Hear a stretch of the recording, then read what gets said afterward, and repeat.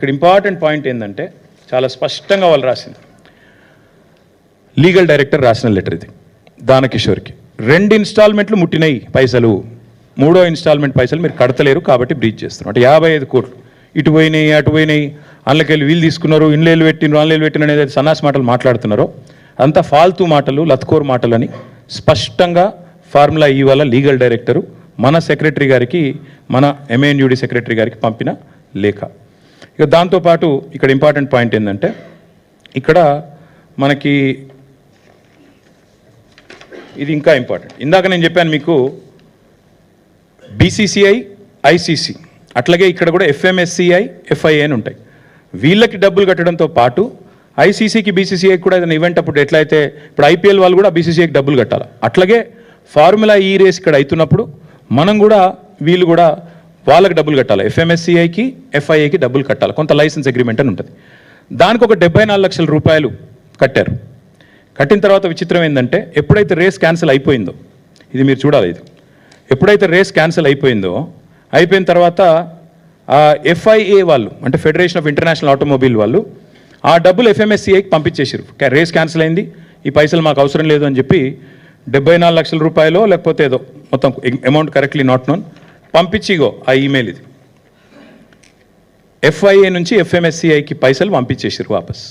Federation of motor sports club in ఇండియాకు పైసలు కూడా వాపస్ ఇచ్చారు.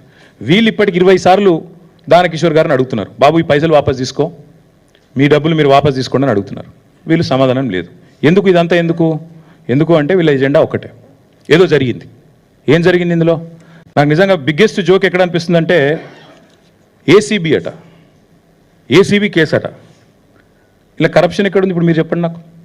55 కోట్లు మనం కట్టిన డబ్బులు వాళ్ళకు ముట్టినాయని వాళ్ళు చెప్తున్నారు, లైసెన్స్ డబ్బులు వాళ్ళు వాపస్ ఇచ్చినామని వాళ్ళే చెప్తున్నారు. ఇది ఏది కూడా గవర్నమెంట్ బయట పెడతలేదు. ఇవన్నీ దాచి దొంగ కేసు పెట్టి ఏదో జరిగింది నేరం, ఏదో అన్యాయం జరిగింది అని బట్టగాల్చి మీదేసే ఒక లత్కోర్ ప్రయత్నం రేవంత్ రెడ్డి ప్రభుత్వం చేస్తున్నది. ఇది మా వాళ్ళకు తెలవాలి, ముఖ్యంగా మా తెలంగాణ ప్రజలు ఎవరైతే సోదరులు ఎవరైతే మమ్మల్ని గెలిపించినరో, ఎవరైతే ఇవాళ మమ్మల్ని ప్రధాన ప్రతిపక్షంగా కూర్చోబెట్టినరో వాళ్ళకి తెలవాలి. See let me ask you, you guys should know this. This is a straight forward equation. HMDA account Indian overseas బ్యాంక్లో ఉంది, అందులోకి వెళ్ళి డైరెక్ట్గా డబ్బులు ట్రాన్స్ఫర్ అయినాయి, తబాదలు అయినాయి. ఇండియన్ ఓవర్సీస్ బ్యాంక్ అనేది నేషనలైజ్డ్ బ్యాంక్, అదేం ప్రైవేట్ బ్యాంక్ కాదు, చిన్న చిత్కా బ్యాంక్ కాదు. వాళ్ళు ఏది చేసినా వాళ్ళు 100 ట్రాన్స్ఫర్లు చేస్తారు. RBI ఇంకో BI అన్ని BIల పర్మిషన్లు తీసుకునే చేస్తారు. డబ్బులు HMDA, మాకు HMDA యాక్ట్ ఎంపవర్స్ అస్, మున్సిపల్ అడ్మినిస్ట్రేషన్ డిపార్ట్మెంట్తో అగ్రిమెంట్ ఉండింది, డబ్బులు పంపాము, డబ్బులు ముట్టినాయని అక్కడ ఆయన చెప్తున్నాడు. తర్వాత లైసెన్స్ ఫీజు కూడా వాళ్ళు క్యాన్సిల్ అయినాక వాళ్ళు వాపస్, ఇప్పుడు ఎవరి వల్ల క్యాన్సిల్ అయిందో కనబడుతూనే ఉంది మీకు. వీళ్ళు చేతగాంతనం వల్ల వీళ్ళకి స్పోర్ట్ అర్థం కాదు, వీళ్ళకి కాన్సెప్ట్ తెలియదు కాబట్టి వీళ్ళ తెలివి తక్కువతనం వల్ల రేస్ పోయింది. పోయిన తర్వాత ఇవాళ నిజంగా చెప్పాలంటే ఎవరైనా కేసు ఎవరి మీద పెట్టాలండి? రేవంత్ రెడ్డి గారి మీద కేసు పెట్టాలి. ఎందుకు? ఒక ఇంత అద్భుతమైన రేస్ను హైదరాబాద్ కాకుండా చేసి, ఇండియాకు కాకుండా చేసి, ఇండియాను ప్రపంచవ్యాప్తంగా బదనాం చేసినందుకు, ఇజ్జత్ తీసినందుకు ఆయన మీద కేసు పెట్టాలి. నేను ఊరికే అంటలేను, మీరు చూడండి. ఇగో this is report, international report again. దీని క్యాన్సిలేషన్ వల్ల ప్రపంచవ్యాప్తంగా మనకు సిగ్గు, it is a shameful thing. ఇండియాకి జరిగే నష్టం ఇది.